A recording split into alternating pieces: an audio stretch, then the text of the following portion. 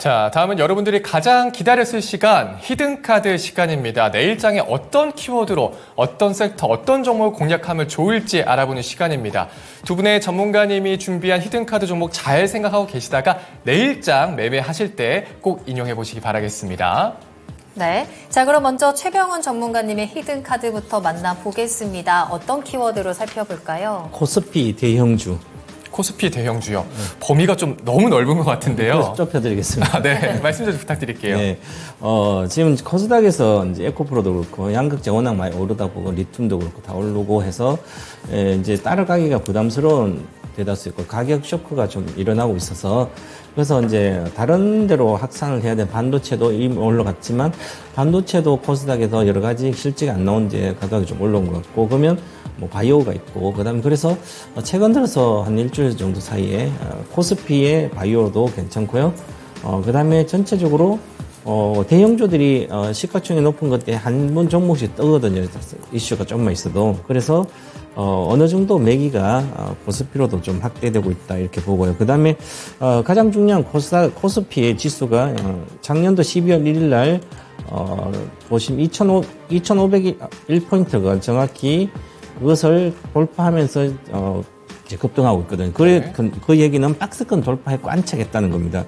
그럼 안착했으면 지수가 어느 정도 가야 되는 거죠. 지수가 어느 정도 간다면 결국은 코스피의 대형주가 가야만 지수가 가거든요. 그래서 코스닥 대비 또 상대적인 가격 메리트 있는 상태고 그 다음에 최근 이제 앞으로 계속 다음 주부터 어닝 시즌이 도래할 텐데 어닝 시즌 도래하면 대다수가 실적이 안 좋고 반도체가 안 좋듯이 나머지도 대다수 실적이 안 좋게 즉 실적 쇼크가 나오는 대다수가 종목이고 마이너스가 주로 나기 때문에 그러면 그 중에서 소형주들은 오히려 올라간 거 그대로 빠질 거고 대형주든 뭐 실적이 나빠도 가격 메리트가 있어 바닥권이라서 하락의 리스크가 좀 제한적이고 보여서 실적 쇼크 기간에 대응할 수 있는 게 대형주다 이렇게 보고요.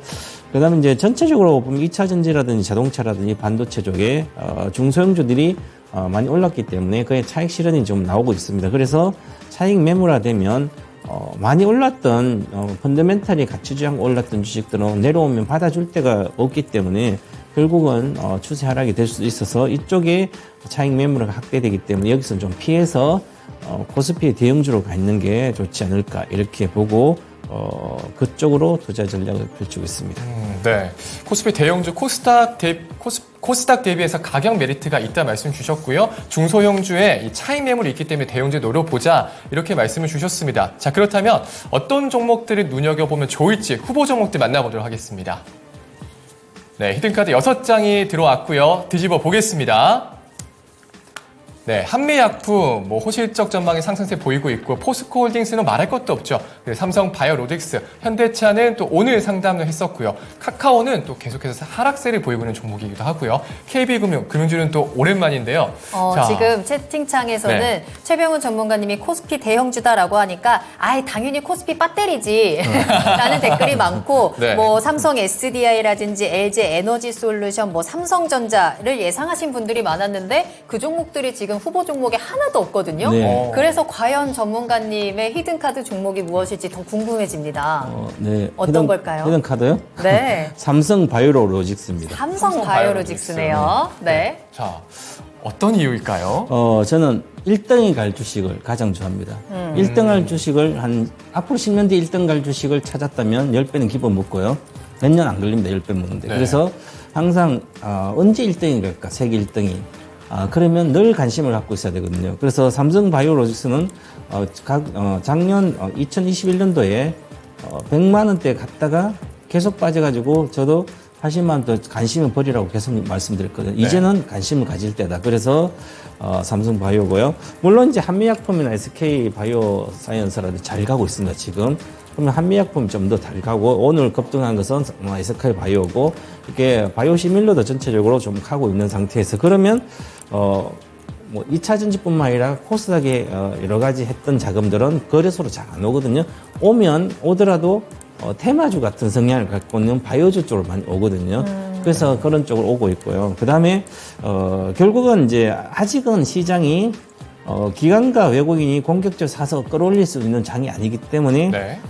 바이오주는 선택한 것도 있고요. 그 다음에 제가 금방 말씀드려서 세계 1등 갈 거라 그러는데 현재 세계 바이오시면 탑티어 쪽에 포함되어 있지만 물론 이제 실적은 올해 1분기 실적은 아마 예상을 하회할 거로 지난 4분기보다 많이 안 좋을 걸로 보입니다. 그래도 그거는 이제 매출이 원래 사공장이나 뭐 이런 매출들이 인식이 이제 하반기부터 되기 때문에 결국은 하반기부터 실적이 확실히 좋아지거든요. 좋아지면 되는데 그러면 내년에 안 좋아지면 굳이 주가 갈 필요가 없는데 내년부터는 좀 폭발적으로 좋아질 거 봅니다. 사공장 거의 매출이 온기로 인식되기 때문에 그렇고요. 그 다음에 결국은 성장을 해야 되는데 지금은 5공장을 언제 이제 정설할까? 그 5공장 정설을 안 하면 수요가 좀 부족하다는 건데 이제 5공장의 정설이 다 잡혀서 25년도에 5공장이 이제 매출이 인식될 걸로 보입니다. 그러면 25년도 정도 되면 5공장 전시가 완료되면 거기 전체 78만 리터가 생산이 되기 때문에 이건 압도적으로 세계 1등이 가거든요. 네. 그래서 25년도 1등 가면 주가는 이미 올해부터 반영이 돼야 돼요.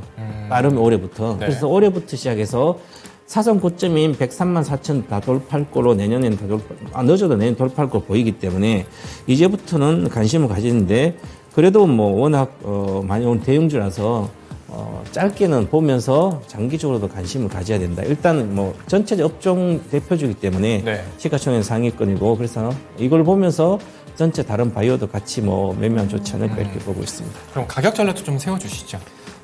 지금 81만 5천인데 마이너스 가서 80만 8천 정도 매수가가 단기적인데요. 네. 사서 이제 짧게 목표가는 98만 일단 보고요. 98만 원까지는 이제 20% 정도 되죠. 그래서 올해 하반기까지 98만 정도 보면 될 것 같고요. 그다음 손절가는 77만 5천 원. 그 정도는 안 내릴 것 보이는데 그래서 안정권이다 지금은 이제 시작하려고 하고 있기 주봉 차트도 수렴하고 박스권 상단으로 돌파 시도를 하기 때문에 즉 리스크가 없는 구간에 사서 기다려서 20% 수익 나와도 그때 팔지 아니면 내년까지 가져갈지 결정하는 건 지금 사서 결정해야 된다. 많이 올라갔을 때 장기 투자를 결정할 게 아니라 그래서 지금 정도 매수 적기다 이렇게 말씀드리겠습니다. 네. 자, 삼성 바이오로직스 지금이 관심을 가질 때다 말씀 주셨습니다. 앞으로 세계 1등 갈 주식을 말씀 주셨는데요. 25년쯤 되면 세계 1위, 올해부터는 주가가 반응돼야 된다 말씀하셨으니까 잘 노려보시기 바라겠습니다. 네, 우리 배터리 아버지의 반전 있는 히든카드 많은 분들이 또 반겨주고 계시는데요. 잘 참고를 하셨다가 좋은 기회 꼭 잡으시면 좋겠습니다.